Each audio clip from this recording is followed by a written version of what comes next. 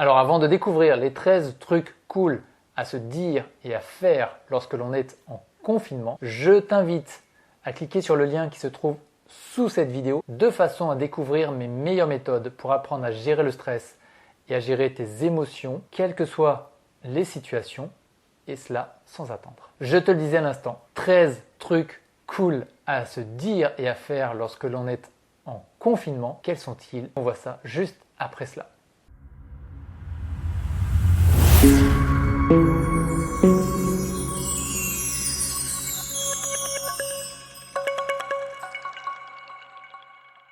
La chose la plus importante à faire est d'éteindre la télévision. Oui, je te vois venir, tu vas me dire, oui, mais comment je me tiens informé? Je ne dis pas de se couper du monde, juste d'éteindre la télévision et de ne la regarder qu'à des horaires bien précises pour être tenu informé. Mais de l'écouter 24 heures sur 24 met une pression de dingue. Donc il faut relâcher la pression. Il suffit donc d'éteindre la télévision et en plus c'est très anxiogène pour les enfants. En numéro 2, faire la liste de tout ce qui est positif grâce à ce confinement. Par exemple, on dit souvent qu'on n'a pas le temps de finir d'installer un interrupteur ou de faire du bricolage ou de terminer de nettoyer le jardin, ou passer du temps avec les enfants, passer du temps en famille, passer du temps pour jouer, bref, d'établir la liste de tout ce qui est finalement cool dans ce confinement. Le fait d'être focus sur les éléments positifs va permettre de réduire le stress et donc aussi d'avoir des moments pour être beaucoup plus léger. Numéro 3, réfléchir et s'organiser pour aider les personnes les plus sensibles. Donc toutes les personnes âgées de ton quartier ou de ton immeuble, il ne faut absolument pas qu'elles soient au contact de ce virus. Sinon, les hôpitaux vont être surchargés. Alors, comment est-il possible de les aider? Est-ce qu'il est possible de faire des courses pour ces personnes-là? Est-il possible de leur ramener à manger en se faisant livrer d'abord soi-même et en leur apportant à manger sans qu'il y ait contact? Numéro 4, si vous vous sentez vraiment trop seul à la maison, faites des lives sur Facebook ou alors organisez des rendez-vous en virtuel et passez la soirée à plusieurs. C'est OK. Numéro 5, vous pouvez aussi apprendre un instrument de musique. Combien de personnes aimeraient avoir 1 heure par jour, par exemple, pour apprendre à jouer de la musique? En 6, apprenez une nouvelle langue. Là aussi, avec 1/2 heure ou 1 heure par jour, il existe pas mal de sites gratuits. Et le fait, en plus d'apprendre une nouvelle langue, permet de développer la mémoire, de continuer à faire travailler les méninges, le cerveau, à ce que les synapses restent le plus actifs possible et donc à vivre plus longtemps en ayant toute sa tête. Vous pouvez aussi mettre vos connaissances, votre savoir-faire en vidéo sur Internet et vendre votre savoir-faire. Là aussi, si vous avez besoin d'aide, je suis business mentor, donc je vais mettre un lien spécial.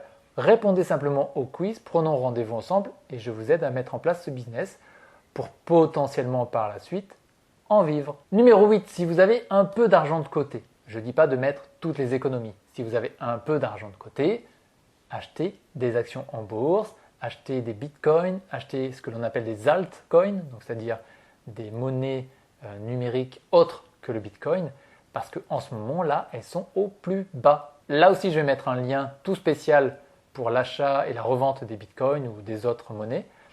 Je vais mettre le lien d'une personne avec qui je travaille et qui est très très bon dans ce domaine pour continuellement gagner de l'argent, que l'on soit en baisse ou en hausse. Donc là aussi, dans la description, je mets le lien. Point numéro 9, profitons de nos enfants. Bien souvent, on se plaint que le matin, on va travailler, le soir, on rentre, ils sont déjà couchés, qu'en journée, eux, ils sont à l'école, que la journée va trop vite, que le week-end va trop vite, ou qu'on n'a jamais le temps. Là, on est confiné à la maison, on a du temps. Alors prenons-le avec les enfants pour jouer aux dames, au Scrabble s'ils aiment ça, aux échecs, aux jeux pyramide où il faut se faire deviner des mots, aux mots croisés, je ne sais pas, mais il y a beaucoup de jeux. Il y a des jeux de cartes, des jeux de société. Profitons-en. Point numéro 10, lisons tout simplement des livres pour grandir, soit pour faire du développement personnel pour grandir, soit pour approfondir une connaissance parce que c'est un sujet que l'on kiffe, soit en lisant des contes pour les enfants. Vous avez un toit, vous avez de quoi manger, vous avez un cœur qui bat, vous avez de l'eau, vous avez de quoi vous laver, vous avez des amis, vous avez des gens qui vous aiment, vous faites de votre mieux chaque jour, vous avez des habits propres et vous respirez. Finalement, être en confinement avec tout ceci, je pense que c'est quand même un bon point. Le fait d'avoir du temps pour vous va vous permettre de développer vos défenses immunitaires de façon à pouvoir contrecarrer les effets du virus si jamais vous l'avez. Alors pour connaître les 10 facteurs qui réduisent les défenses immunitaires, il suffit d'aller en haut à droite dans ce lien qui apparaît. En 12, pour apprendre à vous relaxer face à cette situation anxiogène dont tout le monde parle, dont tout le monde a un ami qui a un ami qui a un ami qui connaît le président et qui sait tout avant tout le monde et qui poste sur Facebook et qui fait peur à tout le monde, pour réduire ces situations anxiogènes, il est possible d'apprendre à respirer et même à faire des pratiques de méditation très simples. Et là encore, il y a un lien sous cette vidéo. Prenez contact avec mon assistant virtuel qui est vraiment sympa et qui adore donner des cadeaux. Alors si vous souhaitez ne rater aucune prochaine vidéo, abonnez-vous à la chaîne. Ciao!